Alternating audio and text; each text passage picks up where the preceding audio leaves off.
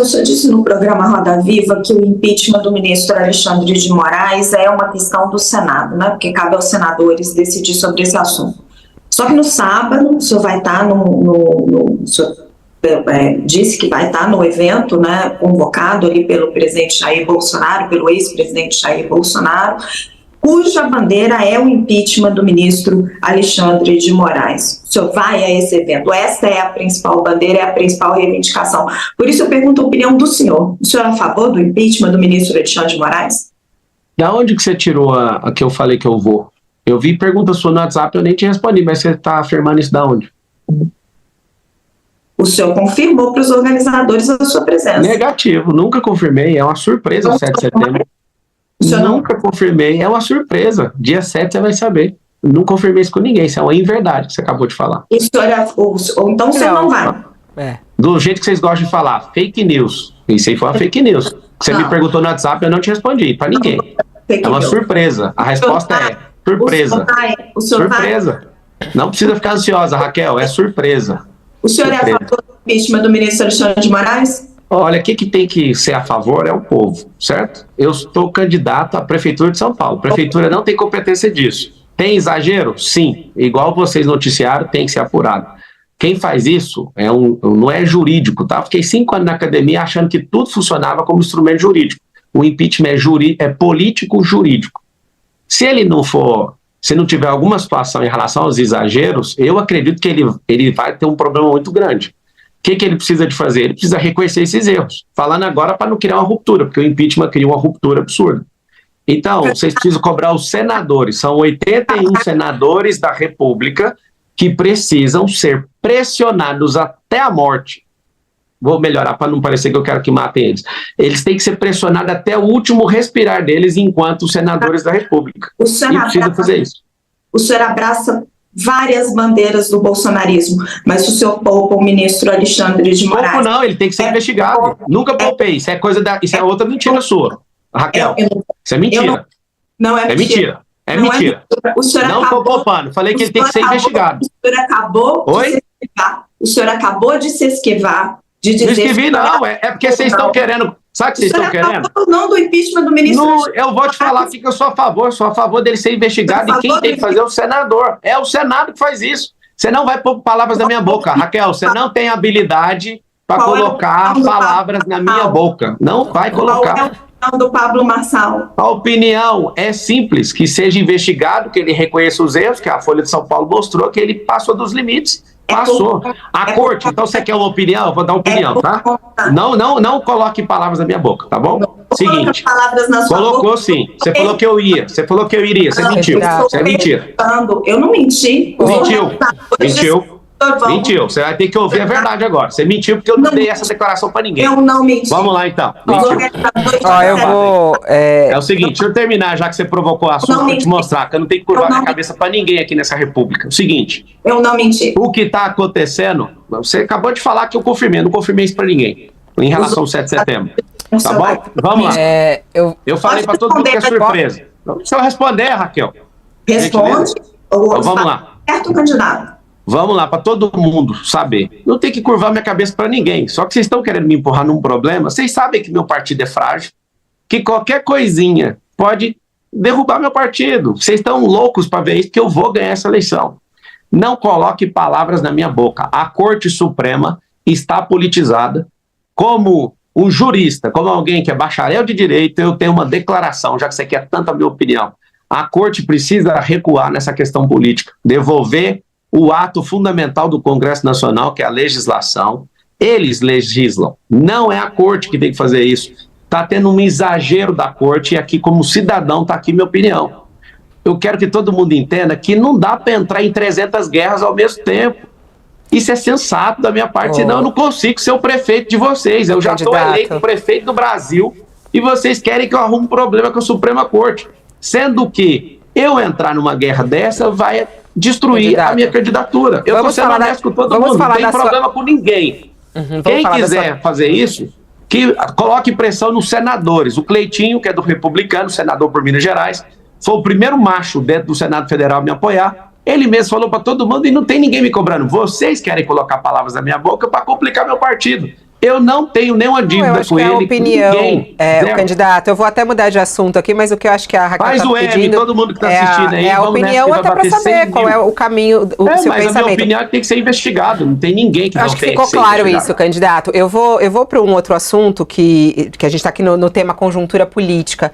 Teve uma fala do governador de São Paulo, Tarcísio de Freitas, que é a seguinte, abre aspas, Marçal é a porta de entrada para bolos. E ele dizendo que o Nunes, o candidato, o atual prefeito, que tenta a reeleição, é o único que pode vencer Boulos no eventual segundo turno. Isso, inclusive, tem algumas pesquisas de intenção de voto que já foram divulgadas, essas que são registradas, né? E que mostram isso, inclusive. E aí se soma a algo que o senhor sempre fala, né?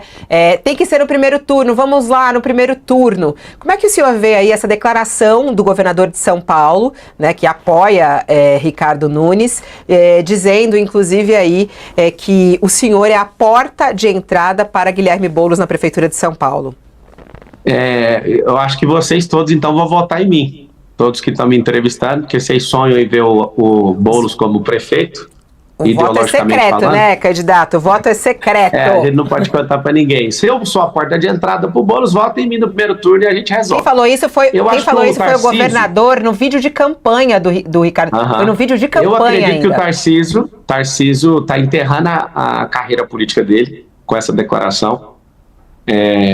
De fato, querer proteger um cara que é fraco, igual ele, quando um governador precisa pôr força demais, além daquilo que ele acredita e seus princípios, já está provado que o futuro ex-prefeito, que é o Ricardo, o Bananinha, ele é um cara que não tem pujança, presente o comando, ele não consegue tocar isso aí. Ele foi jogado aí. É o seguinte, todos precisam de saber que o Tarcísio, com essa declaração, inclusive eu quero pedir para vocês, até terminar a eleição do primeiro turno, para a gente ganhar nesse primeiro turno, que vocês relembrem o Tarcísio nas ruas e no Instagram dele, e de todo mundo que anda perto dele, para ele fazer o M.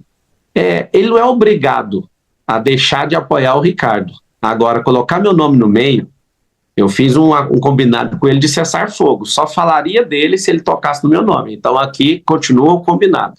Ele tinha parado, porque toda entrevista eles estão falando de mim, inclusive todos estão falando de mim, quero agradecer, não parem que isso tem contribuído para a gente vencer no primeiro turno, porque a gente não tem televisão, fundo eleitoral, nem padrinho, nem rádio, nem nada. O Tarcísio, insistindo nessa tese dele, primeiro ele fez uma grande cagada, que falou que entre Boulos e Pablo no segundo turno ele anularia o voto, ele reconheceu isso. Agora ele faz uma segunda. Ontem saiu uma notícia que o Bolsonaro, eu nem sei a veracidade da notícia, eu estou falando pela notícia, que o Bolsonaro falou que o Tarcísio tem que se afastar. O Tarcísio é uma criatura feita pela transmissão de voto do Bolsonaro. Ele vai ter um problema muito sério eleitoral em 2026 se ele continuar nessa de me atacar, porque eu tenho representado essa frente do conservadorismo. Ela não tem dono, mas eu sou o representante forte aqui na cidade de São Paulo. Então, um recado para o governador. É melhor você defender o Banana sem falar do Homem de Ferro. Por quê? Porque senão vai dar problema para você, e eu acredito nisso, uma análise política, e eu termino respondendo isso. Não enterre sua carreira política, senão você não vira presidente nunca mais e não ganha nem para governador do estado de novo. Porque o povo da direita, o povo conservador não tem dono. Atacar aquilo que a gente acredita, nós somos do mesmo lado, eu te ajudei na sua campanha, você sabe disso. Te ajudei na sua campanha para governador, acreditando quando também ninguém acreditava. Quando você fala de pesquisa, já finaliza, você pergunta, Fábio, quando a pessoa fala que a pesquisa diz isso, a pesquisa de vocês não previa minha entrada. A pesquisa de vocês falava que o meu teto era 7. A de vocês não, são várias, né, candidato? Não é pesquisa nossa. O senhor, quando fala, parece que nós estamos pesquisando. Não, mas é que eu estou te falando. Sabe o que é pesquisa? Essa última agora foi o Real Time que falou isso. Tem a pesquisa do Real Time que falou isso. Falou, sabe por quê? Vou te explicar por quê. Porque é só mudar o viés da pesquisa. É para forçar a barra na sua cabeça. Por que o Datena vai sair agora? Datena vai sair agora para a pesquisa mostrar o Boulos na frente. Eu já estou na frente dos colados do pelotão. É só pegar a Veritá. Saiu na CNN, saiu na Veja. É o seguinte... Não tem como segurar um movimento. É um movimento de vingança do povo contra esses canalhas, esses comunistas. E o Tarcísio está do lado errado. Respeita a palavra dele em firmar, porque parece que o Ricardo foi bem legal com ele, em tudo que ele pediu o Ricardo fez. Governador Tarcísio, vou fazer a maior parte das coisas que você está propondo, porque eu sei que você é inteligentíssimo. mas a decisão sua de tocar no meu nome é errada, porque isso vai manchar a sua carreira política. Candidato, eu queria Deixa eu fazer a pergunta, Raquel, que ele não fez de conjuntura política. Deixa só o Fábio fazer a pergunta dele. Vai lá, Fábio, daqui a pouco a gente passa. E eu peço, o candidato, se você pudesse ser bem sucinto para a gente ir para a fase final aqui. No Roda Viva de segunda-feira, o senhor começou a fazer uma elucubração sobre o Lula ser muito difícil de ser batido em 26, aí falou sobre a idade dele, eventualmente ele não conseguiu concorrer, alguma coisa assim. E aí eu fiquei com a sensação que o senhor ia completar algo, uma ideia de que se ele não for candidato, e aí eu emendo a minha pergunta, baseado no histórico político aqui da cidade de São Paulo, o senhor vai cumprir os 4 anos de mandato caso seja eleito, independente da conjuntura política, ou a conjuntura política de 26 é que vai decidir se o senhor vai até o fim ou não, caso seja eleito? Eu nunca escondi que eu serei presidente do Brasil. Eu vou mudar São Paulo para provar para o mundo inteiro, não é só para o Brasil não, que tem como o brasileiro ser o povo mais próspero da terra. É sobre prosperidade. Eu sou o estilo de José do Egito aqui nessa cidade e para esse país. Agora, eu vou deixar bem claro uma situação. O Tarcísio apoiando o Ricardo, insistindo nisso, o Bolsonaro está certo da leitura e eu vou refazer a leitura. Sem Bolsonaro elegível, a gente tem um Tarcísio. A gente tem um Zema para vir de vice, que já pediu, tem bons governadores, o Ratinho, tem uma turma muito boa. Mas, se o Lula morrer, eu saio candidato a presidente do Brasil. Então, a única condição que eu vou colocar vai ser essa. Por quê? Eu acredito que o Bolsonaro ele vai voltar a ter elegibilidade, é remota, mas eu acredito, tinham 3 processos e ele conseguiu reverter 1, falta 2. Vai ter que ter humildade para fazer isso, reconhecer erro, pegar alguma outro tipo de sanção e resolver. É assim que funciona. Eu acredito num plano brilhante. Em 2026, o Lula perdendo para o Bolsonaro, que aí vem uma revolta popular, de vamos devolver isso aqui, porque o governo do Lula hoje já fez um rombo fiscal em 24 meses, menos de 24 meses, de quê? Mais de 1 trilhão. Se ele repetir essa merda, ainda mais agora que ele trocou o presidente do Banco Central, ele vai baixar a taxa de juros e vai gastar como uma pessoa, um filho pródigo, que é o que ele tá. Minha visão em relação ao Lula é que ele é o filho pródigo. Pegou a riqueza de um povo e tá gastando tudo, que é a última chance dele. O que acontece? Se for o cenário perfeito, Bolsonaro presidente de novo, Tarcísio governador, reeleito, parando de falar essas asneiras, Marçal na prefeitura de São Paulo e a tríplice coroa. Não funcionando nada disso e não tendo ninguém, eu já deixo pro povo de São Paulo saber. Com a morte do Lula, pode escrever assim na notícia, se Lula morre, porque ninguém dura para sempre, eu viro candidato a presidente, porque nem Tarcísio vai dar conta, porque ele apoiou o cara errado, o Bolsonaro vai estar inelegível e eu quero servir o Brasil. Só nessa hipótese, tá bom? Faz o M todo mundo, batemos 100 mil aqui na UOL, tem que juntar todos os candidatos juntos para fazer isso. A gente está indo... Tem bem rapidinho, Raquel. Rapidinho. Tem vídeo circulando no senhor da internet falando sobre o dízimo. Tem um deles em que o senhor diz o seguinte: eu parei de dar o dízimo quando vi um pastor abençoado pelos irmãos e ele ganhou uma Mercedes. A inveja foi tamanha, a pobreza era tão grande. E eu pensei, você não pode andar nesse carro. Eu pensei, se você é um pregador do evangelho, você não pode andar nesse carro. Os irmãos buscam a prosperidade, mas não querem abençoar quem te ensina. O senhor acredita que os pastores estão explorando os fiéis quando pedem o dízimo? Eu falei disso do pastor Aloysio, que eu convivi 20 anos, e quando eu dei essa declaração, eu era um comunista, né? Um cara que veio da escola pública, amava a pobreza e rejeitava a riqueza. Esse mesmo pastor, é um evento que eu dou um relógio de ouro para ele de 150 mil reais, que ele abençoou muito a minha vida. Pastor Aloysio, obrigado por ter sido meu mestre. Você destravou a minha mente em relação à riqueza. Você hoje lidera uma igreja chamada Videira, que tem mais de 300 mil membros. Eu nunca vi tanta gente prosperar como o senhor ensinou. Quero te agradecer de todo o meu coração e quero falar para todo o povo de Deus. Se você está num ambiente onde vidas estão sendo transformadas, continue contribuindo, acredite nessa liderança. E a igreja é fundamental para mudar e moldar a sociedade. Te agradeço a oportunidade de explicar isso aí, Raquel. Obrigado. E convoco o povo de Deus. Vamos vencer os comunistas e vamos tocar esse povo lá para a Venezuela.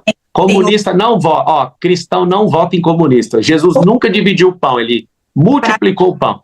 Candidato, para esclarecer, tem outros vídeos também falando sobre isso. Pode pegar todos os vídeos. O senhor está voltando atrás? O senhor acha agora que tem que pagar o dízimo? A minha cabeça era de pobre. É igual vocês discutindo o prédio de 1 quilômetro, sendo que vocês nunca construíram nada. É igual vocês falando de 2 milhões de empregos, sendo que vocês nunca geraram. Vocês mesmos, jornalistas, vocês nunca geraram emprego, vocês não sabem o que é isso. Vocês nunca geriram nada. É difícil ter que discutir com alguém que nunca fez isso. Eu era pobre, mentalidade de miséria e essa mentalidade de desonra. A pessoa que me serviu a vida inteira, eu já modelei mais de 200 pessoas. Uma das mais importantes foi um pastor, a Luísa Silva. Eu quero falar que eu amo a sua vida, obrigado por todo o investimento. E todo o dízimo que eu dei nessa igreja, eu prosperei muito e eu quero que todo mundo tenha a liberdade de fazer o que quiser. Um beijo no seu coração, candidato, o tempo tá esgotado aqui, né? Eu vou ainda dar os seus 2 minutos finais, mas eu tenho só uma curiosidade, tem muita pergunta que chega sobre isso, né?